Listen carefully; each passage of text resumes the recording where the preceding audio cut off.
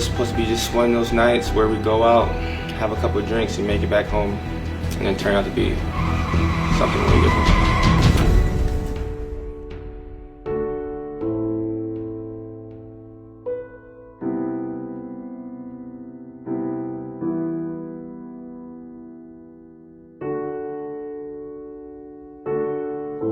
My name is Lorenzo Baker. I got in a felony DUI, fatal car crash, and I killed my best friend.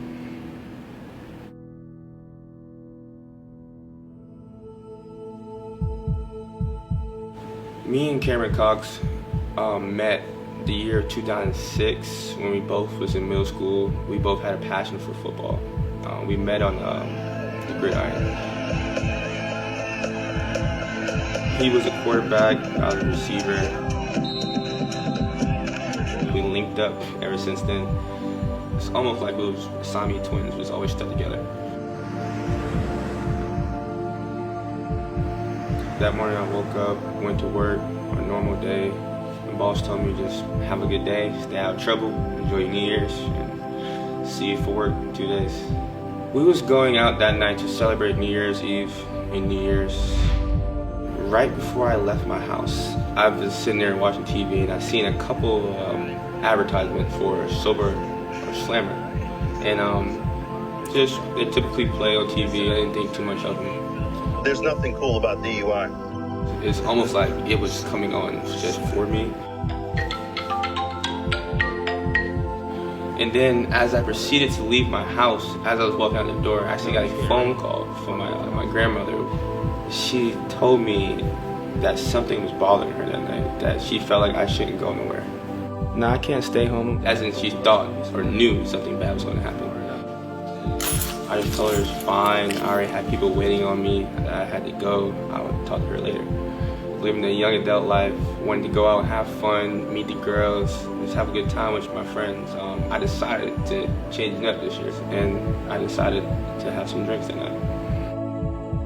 So I proceeded to Cameron's house. We proceeded to the car to leave.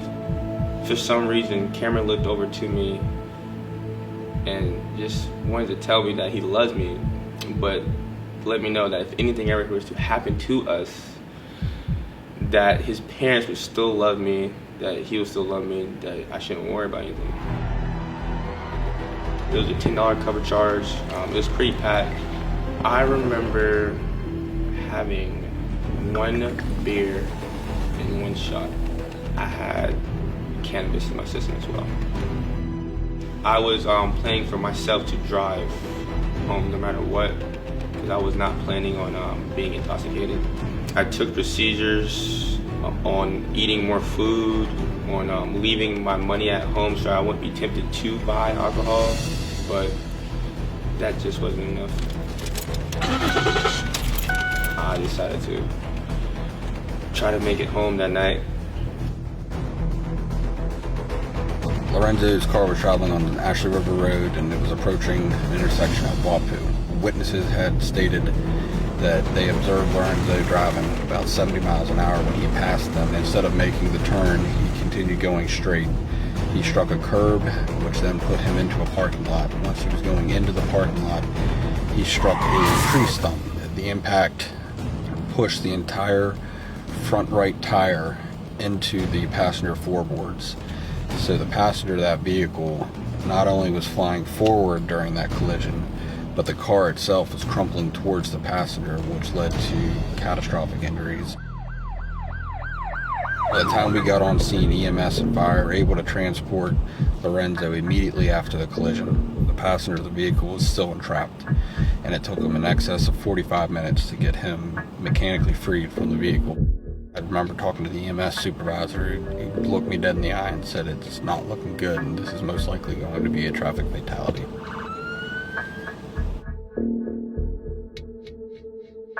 The last thing I remember is just waking up in the hospital.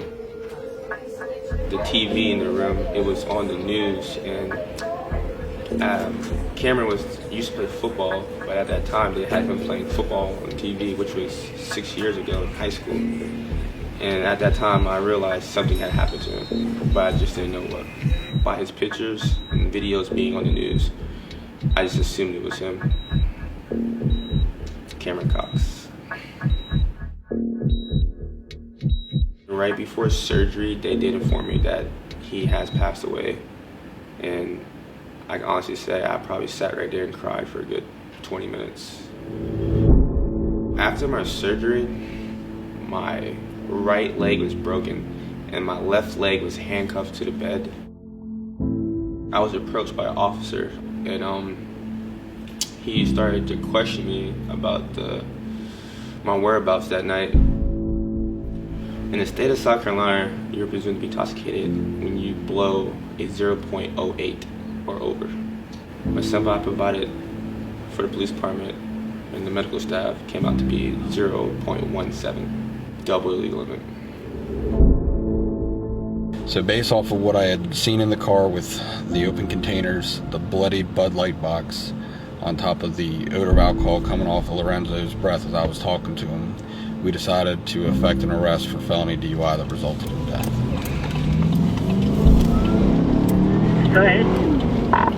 One of the things that most people don't realize is that when we do have traffic fatalities, especially when a DUI is involved, it's something that we take personally.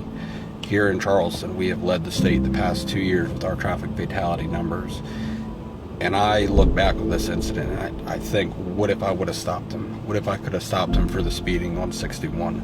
What if I could have pulled him over for a simple DUI and placed him under arrest and taken him to jail, and none of this would have happened?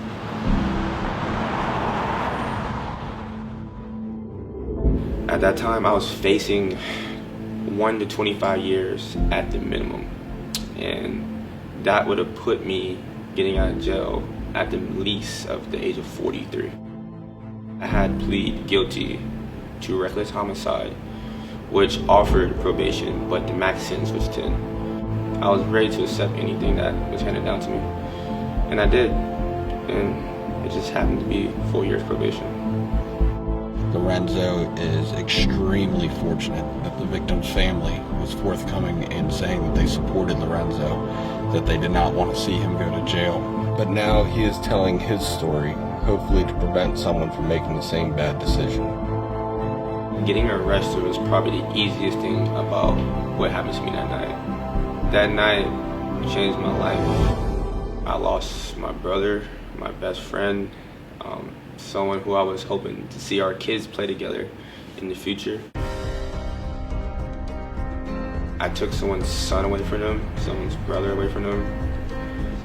I knew there was a chance that I can get arrested for DUI. Did I ever think that I would try to make it home and lose my best friend, my brother, that night? Not at all. You can't have yourself making high-risk choices. Going out and not having ED, going out and not having Uber on your phone or having the money for Uber, going out and getting intoxicated and then getting behind the wheel. You don't want to wait until you're behind bars, until you're in the back of a police car asking you to blow to this tube. By then it's too late, and somebody might be dead from that. Unfortunately, it is because of these critical incidents that law enforcement has to work 24 hours a day, especially on our holidays when we know people are prone to go out and drink and drive. This is the absolute worst that could happen, is we have somebody lose their life as a result of drinking and driving. This is 100% avoidable, and there is no reason that we should still be handling or working felony DUI resulting in deaths anywhere in Charleston County.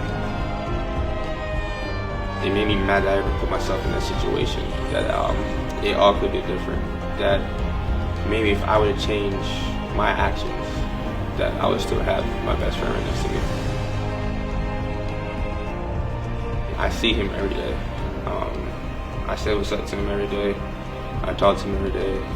He's still always in my heart. Every day I think about what I've done and who I've done it to.